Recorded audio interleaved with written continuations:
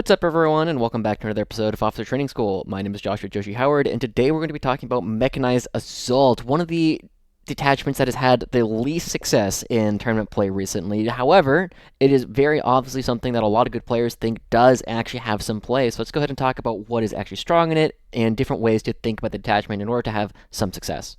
So today we're going to be talking about the detachment basics, the fact that Armored Fist is an incredibly powerful rule, we'll talk about the enhancements and stratagems, the basic game plan, good units that we use in this detachment, and we'll talk about some example lists and talk about the ways that they actually find success. So to first talk about Mechanized Assault in general, one of the things that you have to know about Mechanized Assault is it is a tougher detachment to play than a lot of the other ones that we currently have running around in the Guard Codex. It has a very high mental load because so many of the stratagems are reactive, so many of the stratagems are conditional, whereas if you were to play combined arms, a lot of the stratagems that we're using in combined arms are just very straightforward. You're going to use them almost every single turn.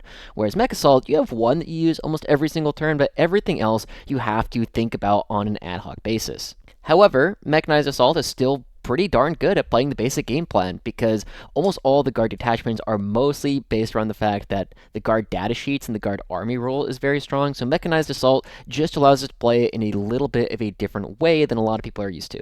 In general, during metas where transports are independently good and not attacks, Mech Assault will generally be better. However, it is also very possible in these times that you just don't need to play them. In general, the thing that we're going to be looking at to really prioritize putting our time into Mechanized Assault is not actually going to be based on whether the transports or the guys inside them are particularly strong. It's mostly going to do with the fact that tanks are going to be relatively weak. And Rogaldorns and Leman Russes aren't necessarily going to be very efficient damage dealers in terms of the points we pay for them. That's when Mechanized Assault will really start to shine. So let's go ahead and start talking about the basic thing that we need to think about with Mechanized Assault, and that is that the Armored Fist rule is absolutely insane. If you need a quick refresher, Armored Fist says that whenever an infantry model disembarks from a transport for the rest of the turn, they get +1 to wound in ranged attacks. And if you have already watched the Combined Arms video that I put out a couple of weeks ago, you will understand that lethal hits is absolutely insane, and +1 to wound is very similar to lethal hits in terms of the output that it actually provides. Just as we looked at lethal hits in the Combined Arms video, let's take a quick look at +1 to wound. Here we have 36 attacks coming out from Sustain 2 lasgun, a lethal hits lasgun, and a lasgun with +1 to wound, shooting at just basic Marines in the open. And you'll see in this spot, +1 to wound is ever so slightly worse than lethal hits and Sustain 2. But it's close enough that you honestly probably won't really feel the difference. And this is looking at lasguns. When we combine this with some of the better guns that we actually have access to, such as plasma guns and melta guns and ripper guns, you start to see how much more valuable it actually becomes. Over here on the side, we're going to take a quick comparison between normal Ogryn that have hopped out of transport and having +1 to wound, and then those same Ogryn hopping out of transport and using the full reroll stratagem. You can see that the +1 to wound here shooting at Marines is not a huge difference in terms of like the actual number of Marine bodies that are dying. However, it is a massive difference in terms of hitting important breakpoints. A unit of normal Ogryn will, on average, kill 4 Space Marines if they're shooting at the closest eligible target. However, with +1 to wound, they go from killing 4 on average to 5 on average. And if you give them full rerolls as well, then you're suddenly looking at killing more than double the number of Marines that you were looking at before at 8.7. But the really important thing to look at here is Ogryn go from killing 5 Marines without any buffs about 37% of the time to, with +1 to wound, they kill 5 Marines 60% of the time. That is a really big deal in terms of actually trying to skirmish up against jump pack intercessors or going into scout Marines. Whereas we weren't necessarily consistently killing them before, we are now consistently just removing them from the board. So to go back to comparing lethal hits and +1 to wound, we have to know where the math actually takes us. What does it actually mean? Now remember to compare it to sustained hits as well. Lethal hits, if you are wounding on a 5, was equal to sustained 2. But +1 to wound is equal to lethal hits if you normally wound on a 4+. This also means that +1 to wound is approximately equal to sustained hits 1, if you're normally wounding on a 4. However, where it really starts to shine is that +1 to wound becomes better than lethal hits if you're normally wounding on a 3+. If you go from wounding on a 3 to wounding on a 2, it is better than having sustained hits 2, it is better than having lethal hits. However, the reverse is also true. Lethal hits is better if you normally are wounding on a 5, and also lethal hits is better than if you're normally wounding on a 6. So for a brief recap, +1 to wound is equal to lethal hits is equal to sustained hits 1 if you normally wound on a 4. If you are normally wounding on a 3, +1 to wound is better than lethal hits and therefore better than sustained hits too. If you're normally wounding on a 5, then +1 to wound is not quite as good as lethal hits and it's not quite as good as sustained hits 1. However, the other thing to keep in mind is that you would always rather have +1 to wound than just not having a keyword at all, so it is still pretty good. But it really shines at helping you to overkill something. Okay, cool. Next, let's start talking about enhancements a little bit. Enhancements in Mechanized Assault are generally pretty okay, but they're mostly limited by the fact that we don't have great characters that we want to actually be wearing the enhancements. We don't have great tools that we always want to be putting enhancements on. The enhancements are not so good that you have to put characters in.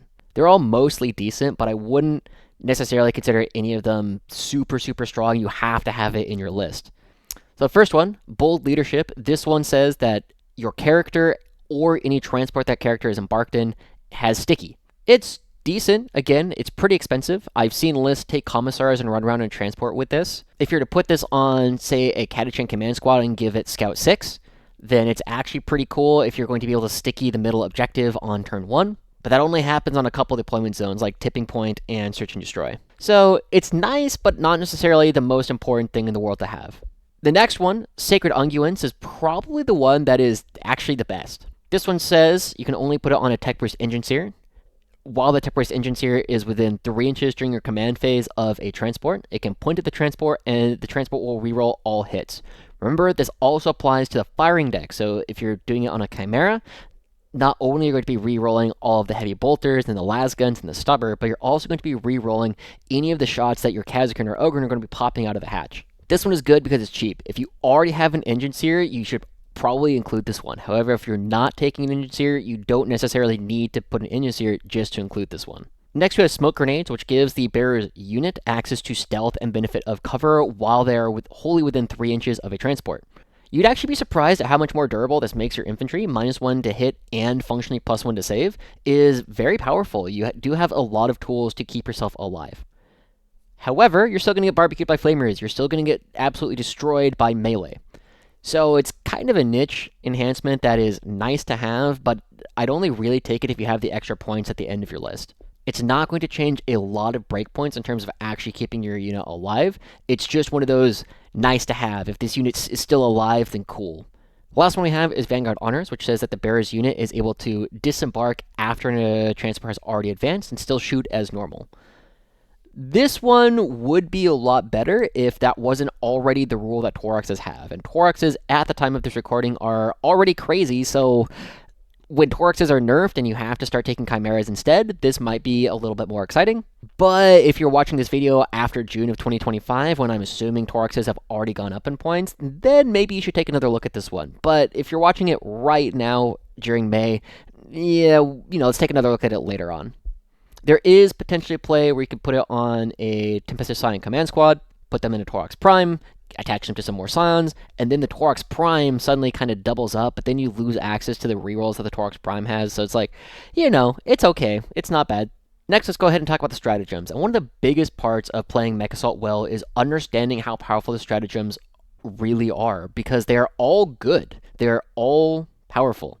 I forgot to put extra stars on Move Out, but we'll go ahead and talk about that towards the end.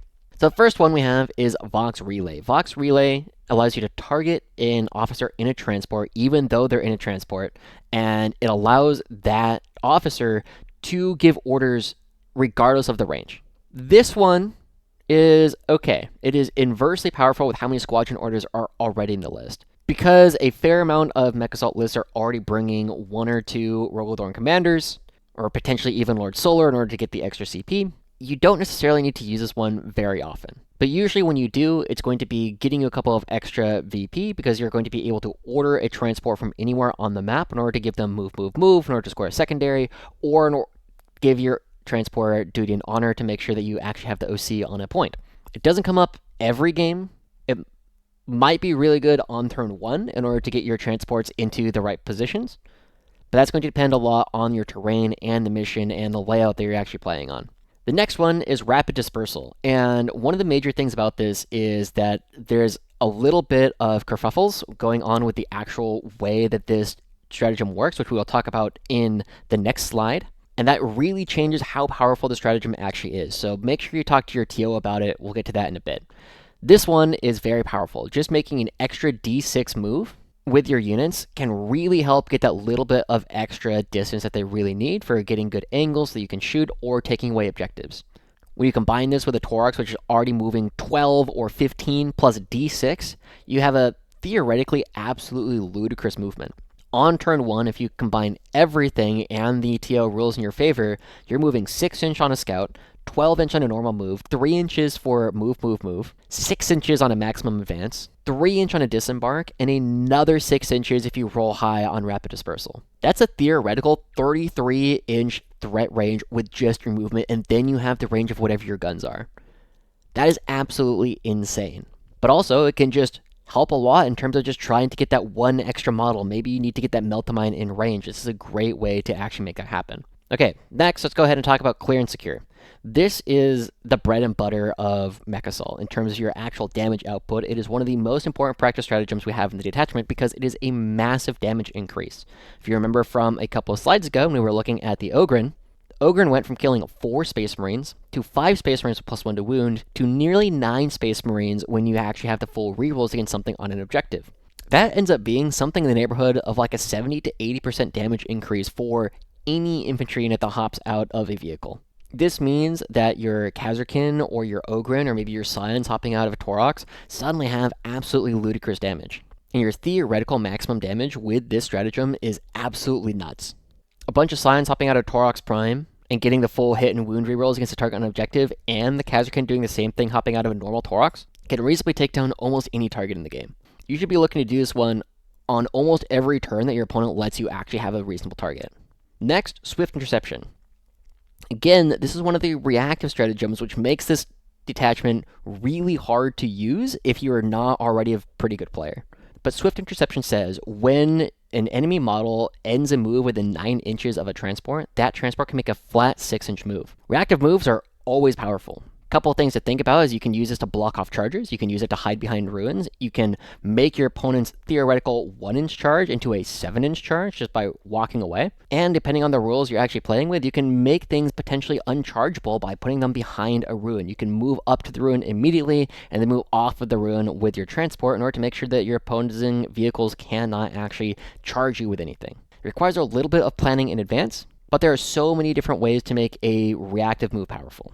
Next, Hasty Extraction. This one is, I would argue, potentially even more powerful than Swift Interception. Hasty Extraction says, when your opponent declares a charge against an infantry unit that is able to embark within a transport, you can spend this CP in order to take that unit that is outside of the transport and put them inside the transport. In practice, if you are using this accurately, this should be functionally a -3 to your opponent's charges because your opponent used to have to go for the infantry, now they're charging the transport. This is really useful for keeping infantry alive and keeping OC in positions on the board where your opponent now has to not only kill the infantry, but kill the transport and then kill the infantry again. There's a lot of different ways to use this one effectively, and it also pairs really well with Castellans, who don't really mind getting consolidated into because they give the unit access to fall back and shoot. Active usage of this stratagem is probably the best time to actually put a Castellan in your list, pretty much ever. The last one is Move Out. This one I probably would have put up at about 4 stars. It is very powerful when you have access to it because it allows you to reload the gun. But Move Out says at the end of your opponent's turn, if you have a unit that is able to embark within a transport, for 1 CP, you can put them into the transport at the end of your opponent's turn. This is really important because it allows you to, like we said, reload the gun. You're going to have the +1 to wound after you move at the end of your opponent's turn. You get to make the move, you get the +1 to wound again, and you can potentially go kill something another time. The problem with this is that a lot of the units that we have in Mech Assault, if you're doing this, are probably going to die almost instantly. So you really have to be careful of scalping away a target, killing something that your opponent cannot react to, which good players will not let you do. The main reason why this one is not as powerful is because one of the primary ways that Mech Assault is used in practice by the strongest players, you don't actually have that many transports, so you're not throwing the transports away, you're using them, you're staging them behind a ruin, and then you're just consistently putting things into the transport so that they can move out and kill things on the next turn. It's a very powerful stratagem, it just doesn't come up very often. Now, let's talk about the Rapid Dispersal rule shenanigans, because this one exists in a weird gray area. It mostly hinges on something in the rules commentary under countess having made a normal move. Now, normally this talks about reserves units, and the clarification they have in the rules commentary is not really about this, but it is about things that come in from reserves that count as having made a normal move, so you do not get the heavy bonus, but you have not made a normal move, so you don't trigger stratagems or abilities. However, there is a single clause in here that is really important. This is simply to clarify that they cannot move further in this phase. There is not a rule in 10th edition 40k that inherently prevents you from making normal moves multiple times with different rules. But depending on how your TO reads this, you might not be able to do it after a transport has already moved. So let's talk about the situation that it absolutely works. Rapid Dispersal will always work here. If the transport has not moved, infantry disembark from the transport, make a normal move, and then use Rapid Dispersal, there's no question that this works. However, if the transport moves, the infantry disembark, they can't make a normal move, and they count as having made a normal move. So, can they move further during the phase? Depending on who exactly you ask, the answer might be no. Also, I've brought up the Torox rule here, which says the same thing, count as having made a normal move. I think it's really stupid if you can't make a normal move with Rapid Dispersal afterwards, but frankly, my opinion doesn't matter on this. You'll have to ask your TO on what their ruling on this interaction is actually going to be. Most players that I know David Gaylord has talked about it a lot, where Rapid Dispersal does work after the transport moves. But unfortunately, Mechanized Assault is not a popular enough detachment right now, so we haven't gotten an official FAQ from Games Workshop at this time. Now, I said earlier that Mechanized Assault is really good at playing basic 40k. I'm not going to rehash that again too much, but I have made several videos on what this actually entails.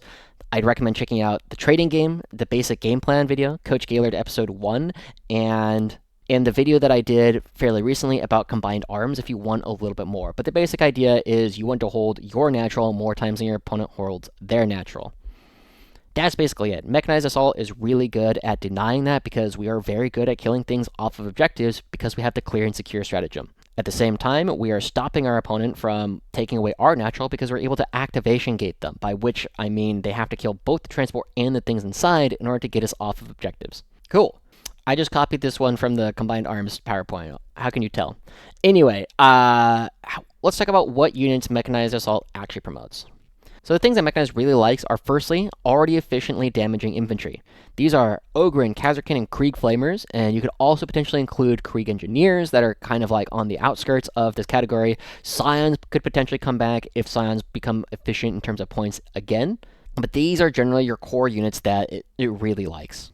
Other things that you can consider in this are Catachan command squads, simply because they have access to a lot of good guns for relatively cheap, and they also have Scout, which becomes kind of cool. Obviously, Mechasol loves transports, the Chimeras, Torox, and Torox Prime, and potentially even the Valkyrie at some point. Mechasol likes higher strength tanks, especially ones that have high strength guns, like the Rogaldorn, with the Oppressor Cannon being strength 12, and the Vanquisher at strength 18. These tanks are less reliant on lethal hits. Things like Melta-guns and Plasma guns, which are strength 8 and 9, can kind of struggle to actually punch through a lot of the tougher vehicles without lethal hits, but things like the Rogaldorn and the Vanquisher, they like lethal hits, but they don't need it as much. So higher strength tanks like the Rogaldorn or the Vanquisher still have a place to play in Mechanized Assault. And lastly, Mech Assault loves Ursula Creed. Ursula Creed is so good in general right now, but Mech Assault is a very CP-hungry detachment, so it's also a detachment where you can consider playing Lord Solar. Anything that will allow you to have more stratagems throughout the course of the game is going to be very welcome in Mech Assault. Now, we got to talk about this before we start looking at the next couple of lists. Mech Assault has really bad win rates. When I wrote this PowerPoint, Meta Monday said that Mech Assault had about a 45% win rate, but that was after 2 events that David Gaylord went like 4-1 or like 3-0-2 at, so realistically, the win rate is probably below 40%. That doesn't mean this detachment is bad. That just means that it's not being particularly explored by strong players. David Gaylord is really the only top player who's playing it at GTs. I know John Winter Russell is a big fan of it. I'm a big fan of it. However, when I'm going to be playing at these bigger events where I'm potentially trying to win an event, it just doesn't cut it. It's just not powerful enough to do that. However, you can absolutely have good results with Mech Assault right now. But you need to have a really strong macro strategy. You need to understand how to play the basic 40k game well. You need to understand how to punish people who are trying to play the basic 40k game. And you need to know how to play aggressive 40k, because Mech Assault isn't really lacking on damage. It's just fairly elite, and it is very finesse focused. So you have to play it a little bit differently than what you're used to playing with a lot of the combined arms, where you can just yeet your entire army at people. And hopefully, one of you guys watching this can be the person who really takes this to the next level. All right, as we get close to the end, let's go ahead and talk about some example competitive lists. The first thing that I want to say is, if you're trying to play Mech Assault, one of the easiest things that you can do is legitimately go check out 40k Fireside. David Gaylord is the best player who is playing this, and he's got some unusual ideas of how to actually make it work. But from what we've seen, there are basically two archetypes of Mech Assault that have been getting any traction recently. The first one is the low transport style. This includes 3-ish transports, maybe 2 Toraxes and a Chimera, 2 Chimeras in a Torax, something like that, 5 to 6 Russes and Dorans, and then Khazarkan, Ogryn, and Krieg Flamers. The big key about this, like I had talked about before, is that low transport Mechanized Assault really relies on having the gun and just continuously reloading it. You have a transport that's going to be waiting behind a wall, and then it'll start with, say, Khazarkan inside. The Khazarkan will get out, and they'll go kill something. On that same turn, you're going to have some Ogryn waiting around behind the transport that are then going to jump into the transport ready to shoot next turn. And you do that 2 or 3 times. You cycle Khazarkan, Ogryn, and the Krieg Flamers through the transports, because you can't give up the transports, because then you don't have a detachment rule. At that point, you don't really have many stratagems. That's basically it. The other one is high transports. This is going to be running 5-ish, maybe 6 transports. I've generally seen this with about 4 Toraxes, maybe 2 Chimeras. I've also seen it with about 6 Chimeras, where you're just trying to flood the board with cheap bodies. But you're still going to be running about 3 or 4 Leman Russes and Rogel Thorns. And of course, you're going to be filling it out with Khazarkan, Ogryn, and Krieg Flamers. The way that this one plays tends to be fairly different. The more transports you take, the less damage your list is going to be doing overall, because the transports themselves don't really contribute to damage very much, especially without lethal hits. So what you can generally do with this is you're going to take the transport and you're going to use it as a mobile OC battery. You're going to take that Torax, you're going to run it forward, and this is going to disgorge Catachan onto a board. You're going to take a Torax, you're going to advance it forward, and then it's going to disgorge Catachan onto an objective. And this one becomes a lot about denying your opponent's primary, because you're constantly putting OC on their objective, and they're just not scoring anything. But that's a major key, is you're putting a lot of pressure on your opponent's objective. You're trying to make sure you husband your resources over the course of the game, and it's a little bit more vulnerable to just getting run at by your opponent. So let's go ahead and take a look that David Gaylord actually took to a GT, which is one of the low transport styles. We have Ursula Creed, 2 Rogel Thorn Commanders, a Tech Priest Engine Seer with a Sacred Unguents, 2 units of 10 Catachan Jungle Fighters, 2 units of Khazarkan, 2 units of Krieg Flamers, 3 units of 3 Ogryn, 3 Leman Vanquishers, 2 Chimeras, and a Torax. And as we've seen previously, the Vanquishers are going to have to be playing a mid-board role. One of these from David Gaylord was having the triple Flamers, and so you end up having a lot of Overwatch control between the Vanquisher and the 2 units of Krieg Flamers. This one, again, you can see that there are 2 units of Catachan, 2 units of Khazarkan, 2 units of Flamers, 3 units of Ogryn, for a total of 9 units that you're going to be cycling through 3 transports over the course of the game. You have to be very cognizant of where you're going to be putting all of these different transports, and also, this looks even better to me in a team's environment where you have control over actually being able to get these units able to attack different objectives based on the terrain layout you're actually playing on. We're going to contrast this to a list that Daniel Harrison, a player that I'm not as familiar with, took to an event. And I'll be honest, I could have copied another David Gaylord list. It's probably a better list overall, but I don't just want to copy David because he's got his own YouTube channel. Go check out 40k Fireside, it does great stuff. But anyway, Daniel Harrison's list included Caden Castellan, a Rogel Thorn Commander, Ursa Creed, presumably attached to 10 Cadians, 2 units of 10 Catachan Jungle Fighters, 2 Chimeras, 3 Toraxes, 2 artillery teams with siege cannons, a field ordnance battery, 3 units of Khazarkan, 1 Krieg Heavy Flamer, 1 Rogel Thorn Battle Tank, and 2 units of 1 Scout Sentinel. And there's a couple things about this list that become very interesting. One, there are way fewer things that you're going to be putting in way more transport. In this kind of list, you're going to be putting everything in a transport pretty much right away. But you also have a lot of metal boxes that your opponents are going to have to punch through. The other thing is the 2 artillery teams and a field ordnance battery. This is a little bit unusual because a lot of Mech Assault has the tools to actually punch things behind walls. With the Torax theoretically moving up to 21 inches and then disembarking guys 3 more inches, you have a lot of range in order to get to things behind walls. However, what the artillery team and the field ordnance battery do is they screen your entire backfield. They're still strength 12 guns, even if they have a low number of shots. And this forces your opponent to come out and play. By having all of this artillery, you're forcing your opponent to come out and actually start fighting up against all of your guns, which you're going to be popping out of transports over and over again. You have a lot of units in order to do secondaries. You have a lot of units that are going to be just standing on points, and you have a lot of units that can potentially contribute to your damage. So it makes sense that this list would also do well in a GT environment. So hopefully this has been useful to everybody as you're looking at Mechanized Assault and as you're getting ready to play more of these games. Potentially as the June data slate comes around, maybe Mechanized Assault will become better if combined arms are having the Emperor take any nerfs. In the meantime, though, I've been Joshua Joushi Howard. This has been Mechanized Assault Officer Training School, and we'll see you guys all next time. Bye-bye.